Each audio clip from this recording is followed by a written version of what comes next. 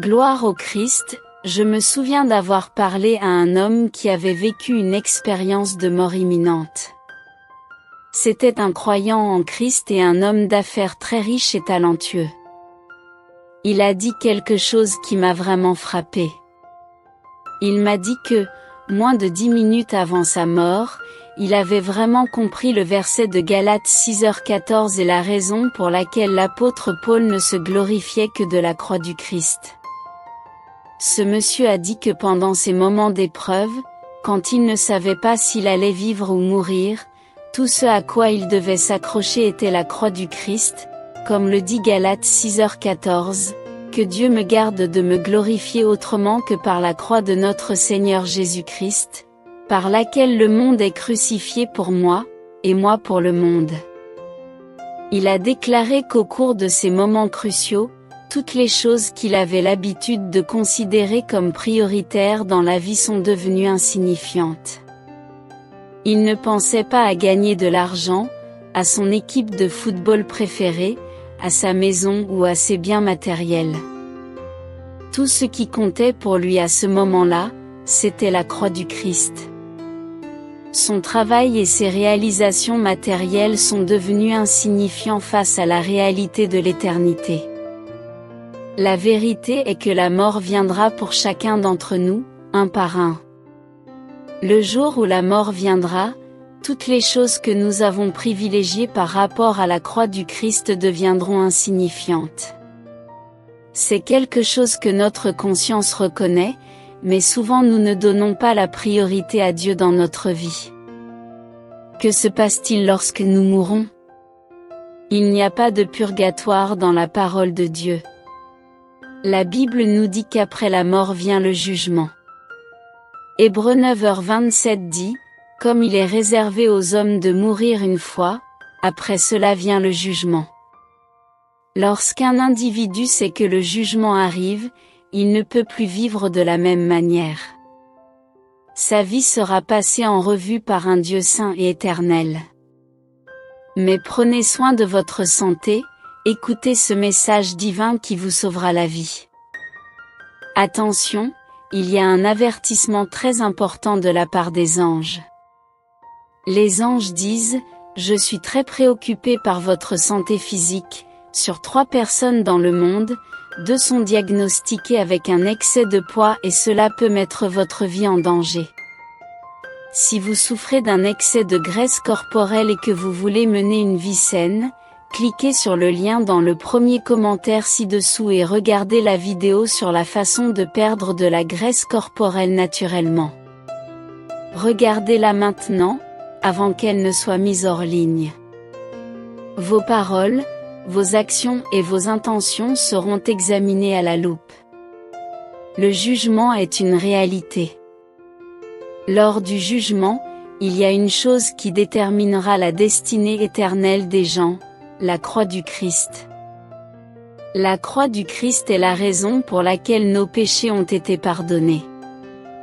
1 Corinthiens 1h18 déclare, « Car la prédication de la croix est une folie pour ceux qui périssent, mais pour nous qui sommes sauvés, elle est une puissance de Dieu. » Comme l'apôtre Paul, nous devons regarder à Jésus, à la croix, et reconnaître que c'est seulement par la croix que nous sommes sauvés. Souvent, le monde veut que nous nous regardions nous-mêmes et que nous regardions notre propre bonté. Il veut que nous nous vantions des bonnes personnes que nous sommes. Cependant, le message de l'Évangile nous rappelle que nous sommes tous pécheurs, aussi bons que nous puissions paraître aux yeux du monde. Le message de la croix est offensant pour ceux qui ne veulent pas reconnaître leurs propres besoins de salut. C'est pourquoi le message de la croix est fondamental pour notre foi chrétienne. Il nous rappelle le sacrifice du Christ pour nos péchés et nous renvoie à l'unique source de salut. Face à l'éternité, toutes les choses auxquelles nous donnons la priorité dans cette vie deviendront insignifiantes, à l'exception de la croix du Christ. C'est sur elle que nous devons placer notre espoir et notre foi. Les gens se tournent vers leur propre justice, malheureusement, vers les croyants qui seront surpris au jour du jugement. Parce qu'ils se concentrent et se vantent d'eux-mêmes et non du message de la croix. Ils sont tellement saints à leurs propres yeux qu'ils méritent d'aller au ciel. Ils sont tellement saints à leurs propres yeux que le paradis n'est pas le paradis sans eux. Ils sont tellement saints à leurs propres yeux qu'ils commencent à se vanter auprès de Dieu de leur talent religieux. Ils ne sont pas des disciples du Christ, mais des adeptes de la religion. Ils ne sont pas des enfants de Dieu, mais des enfants de la religion. Permettez-moi de le répéter, ils sont tellement saints à leurs propres yeux qu'ils commencent à se vanter devant Dieu de leur qualité. Cela ne vous rappelle-t-il pas la parabole du pharisien et du publicain, Luc, chapitre 18, versets 9 à 14 ? Il dit cette parabole à des gens qui se considéraient comme justes et méprisaient les autres. Deux hommes montaient au temple pour prier, l'un pharisien et l'autre publicain. Le pharisien se leva et pria en lui-même, « Dieu, je te remercie de ce que je ne suis pas comme ces autres hommes, voleurs, injustes, adultères, ni même comme ce publicain. Je jeûne 2 fois par semaine, je donne la dîme de tout ce que je possède. » Et le publicain, qui se tenait à l'écart, ne levait même pas les yeux vers le ciel, mais il se frappait la poitrine en disant, « Dieu, sois miséricordieux envers moi, qui suis un pécheur. » Je vous le dis, c'est lui qui est rentré justifié dans sa maison, et non pas cet homme-là, car quiconque s'élève sera abaissé, et celui qui s'abaisse sera élevé. Voyez-vous ce qui s'est passé ? Le pharisien s'est élevé et a eu l'audace de se vanter devant Dieu. Mais remarquez ce que dit Paul, la seule chose dont je puisse me vanter, c'est le Christ.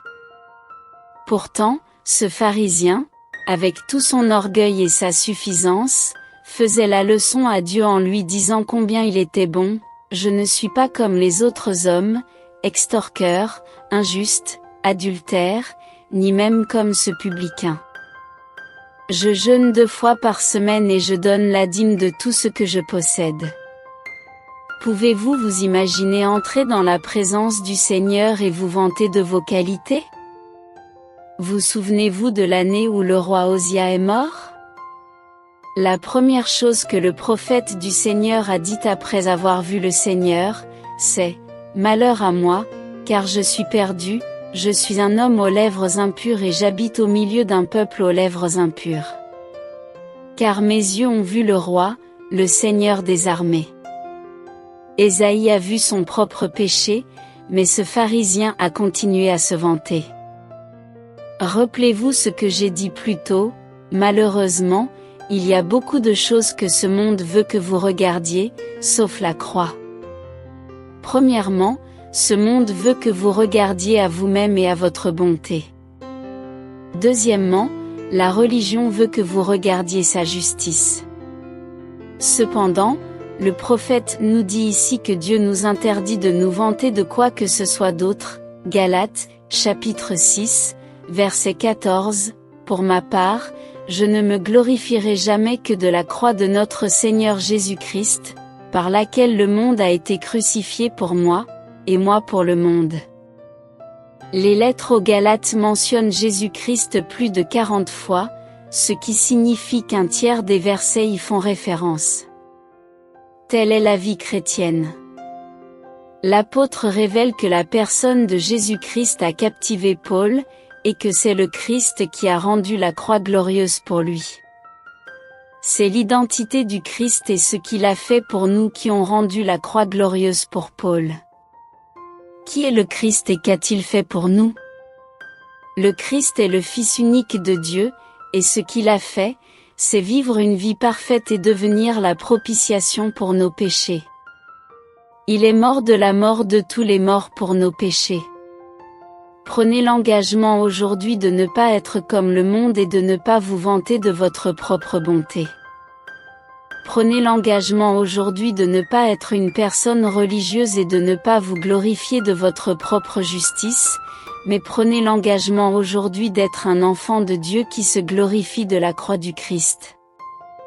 Revenons à l'homme dont j'ai parlé dans la prédication, lorsque la mort a frappé à sa porte et qu'il n'était plus qu'à quelques minutes du jugement, tout ce à quoi il pouvait s'accrocher était Jésus-Christ.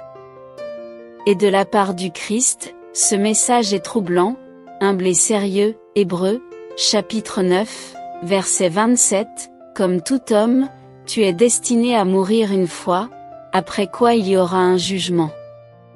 C'est un engagement que tous les hommes et toutes les femmes doivent respecter. C'est Dieu qui prend rendez-vous, pas vous ni moi. Nous ne savons pas quand votre rendez-vous ou le mien aura lieu, mais une chose est sûre, le rendez-vous arrive. Dieu a fixé un rendez-vous pour chaque homme et chaque femme, chaque garçon et chaque fille, et ce rendez-vous s'appelle la mort. Lorsque ce rendez-vous arrivera, ce qui comptera vraiment, c'est la valeur que vous vous accordez, ce dont vous vous vantez. Vous vantez-vous de la qualité et de la splendeur de votre vie sur terre?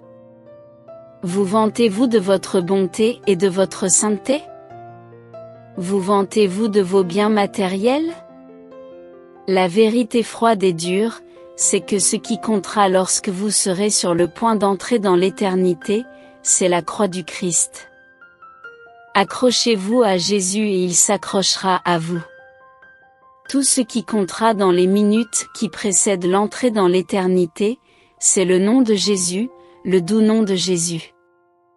Il est le seul chemin vers le Père. Il est le seul chemin vers le royaume de Dieu. Il est le seul. Que Dieu vous bénisse.